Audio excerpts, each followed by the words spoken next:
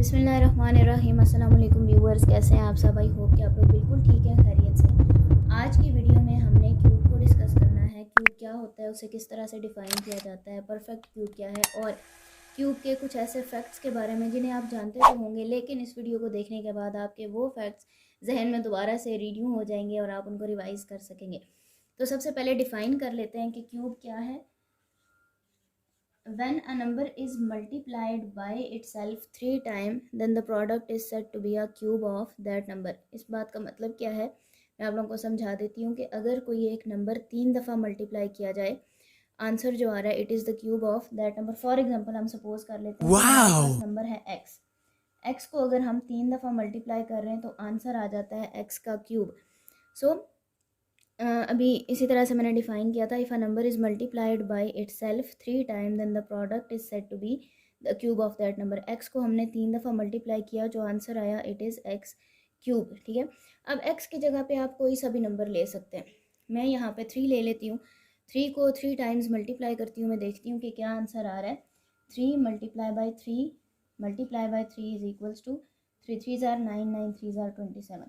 अब देखें 3 का क्यूब जो आ गया, आप यहाँ पे ये भी लिख सकते हैं इट इज़ 3 क्यूब। 3 का जो क्यूब आ गया वो क्या आ रहा है 27। हमने इसे 3 दफ़ा मल्टीप्लाई किया। अब हम देख लेते हैं कि 4 का क्यूब हमारे पास क्या होगा। 4 multiply by 4 multiply by 4 is equals to 4 4 ज़ार 16 16 4 ज़ार 64। ठीक है, 4 का क्यूब हमारे पास क्या आ गया 64। यहाँ पे नंबर्स आप चेंज भी कर सकते हैं। किसी भी नंबर का आपने क्यूब फाइंड करना है तो आप उसको 3 दफ़ा मल्टीप्लाई करें, जो आंसर आएगा वो होगा क्यूब उसी नंबर का। ठीक है, अब हम बात कर लेते हैं कि परफेक्ट क्यूब क्या है। ठीक है, परफेक्ट क्यूब क्या होता है और उसे हम किस तरह से डिफ़ाइन करते हैं। मैं ये एग्जांपल अभी रेज़ नहीं कर रही हूँ क्योंकि परफेक्ट क्यूब के लिए भी हमारी यही एग्जांपल जो है वो फिट हो जाएगी। तो देख लेते हैं कि परफेक्ट क्यूब क्या है। और परफेक्ट क्यूब, अब देखें जब आपने 3 को मल्टीप्लाई किया 3 टाइम्स तो आंसर क्या आया 27। ये जो प्रोडक्ट आई है ना, if a number is multiplied by itself 3 times then the product is said to be the cube of that number. और इसी प्रोडक्ट को 27 को हम कहते हैं परफेक्ट क्यूब। ठीक है, ये तो 3 का क्यूब हमने लिखा ना, जब एक नंबर को मल्टीप्लाई करें तो उसी नंबर के ऊपर पावर लिख देते हैं 3 और ये इस नंबर का क्या बन जाता है क्यूब। 3 का क्यूब ही हमने लिखा और ये जो सोल्यूशन आया है, ये जो प्रोडक्ट आई है हमारे पास, ये कहलाती है परफेक्ट क्यूब। 3 का परफेक्ट क्यूब क्या है 27। ठीक है, 4 का परफेक्ट क्यूब क्या है 64। इसी तरह से आप और किसी भी नंबर का परफेक्ट क्यूब जो है वो फाइंड कर सकते हैं। जैसे कि 5 है, 5 का हम परफेक्ट क्यूब फाइंड करना चाह रहे हैं तो हम लिखेंगे 5 मल्टीप्लाई बाय 5 मल्टीप्लाई बाय 5। 5 5 ज़ार 25 25 5 ज़ार 125।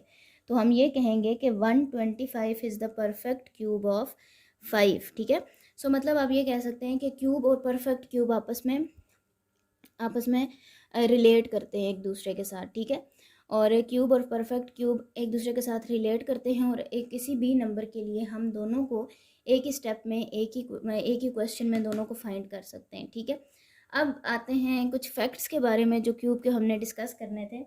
और सबसे पहला फैक्ट आपके ख्याल में क्या हो सकता है? सबसे पहला फैक्ट, अच्छा क्यूब के बारे में सबसे पहला फैक्ट जो मैं यहाँ पे लिखने जा रही हूँ, it is the cube of a positive number.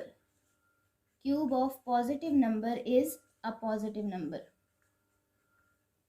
Is a positive number. ठीक है, किसी भी पॉजिटिव नंबर का क्यूब हमेशा क्या आएगा, एक पॉजिटिव नंबर ही आएगा। फॉर एग्जांपल अभी हमने 3 की बात की, 4 की बात की, 5 की बात की, कोई भी ऐसा नंबर जो पॉजिटिव है उसका क्यूब हमेशा पॉजिटिव आएगा। फॉर एग्जांपल यहीं पे मैं लिख देती हूँ 3 multiply by 3 multiply by 3 is equals to 27।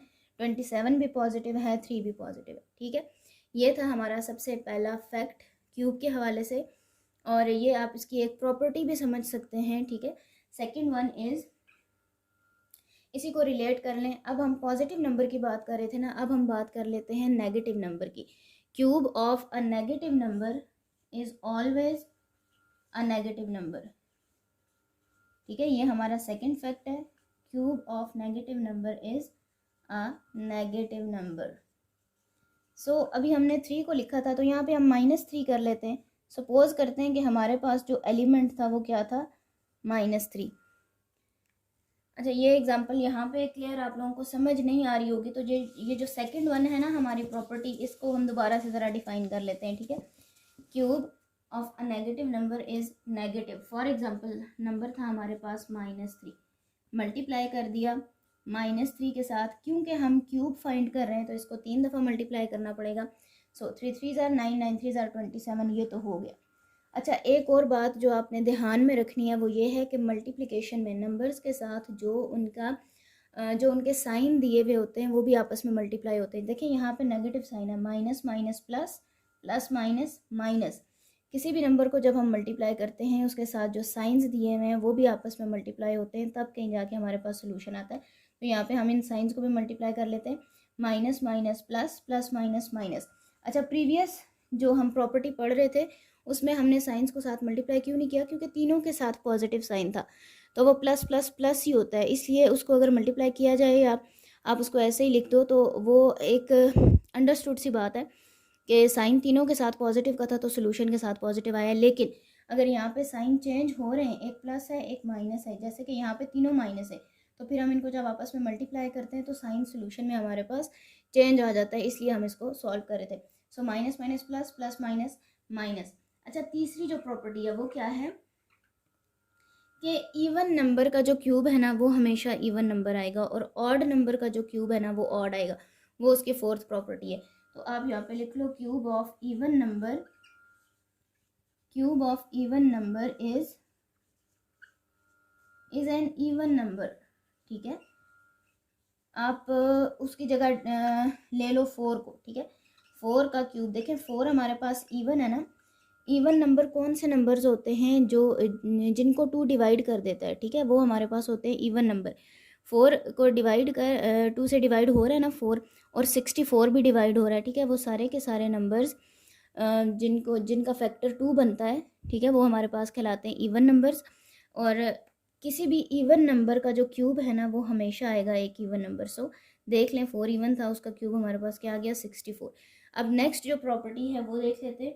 Next property हमारी यही कहती है कि cube of an odd number is odd number. जो हमने सेकंड प्रॉपर्टी में की थी ना एग्जांपल, हम उसे भी लिख सकते हैं। ये हमारी फोर्थ प्रॉपर्टी है, cube of odd number is N odd number.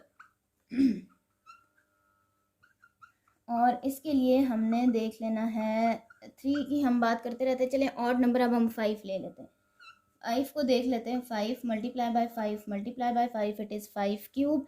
5 5 ज़ार 25, 25 5 ज़ार 125। देखें ऑड नंबर था ना 5, और इसका क्यूब भी एक ऑड नंबर आ गया 125। और ऑड नंबर्स वो वाले नंबर्स होते हैं जिनका फैक्टर 2 नहीं होता, 2 उन नंबर्स को डिवाइड नहीं कर रहा होता, ठीक है। सो ये थे कुछ फैक्ट्स क्यूब के हवाले से। और हमने आज की वीडियो में हमने क्यूब को डिफ़ाइन किया, परफेक्ट क्यूब को डिफ़ाइन किया, और क्यूब की कुछ प्रॉपर्टीज़, कुछ फैक्ट्स को देखा। और अगर आपको ये वीडियो पसंद आई तो इस वीडियो को लाइक करना ना भूलिएगा, चैनल को सब्सक्राइब कर लें और बेल आइकन को लाजमी प्रेस कर दें ताकि आपको हर नई आने वाली वीडियो का नोटिफिकेशन ताकि आपको हर नई आने वाली वीडियो का नोटिफिकेशन मिलता रहे। और अगर आपको ये वाला लेक्चर समझ आया, पसंद आया, तो कमेंट सेक्शन में अपनी राय का इजहार लाजमी कीजिएगा। सो मिलते हैं नेक्स्ट वीडियो में। अल्लाह हाफिज़।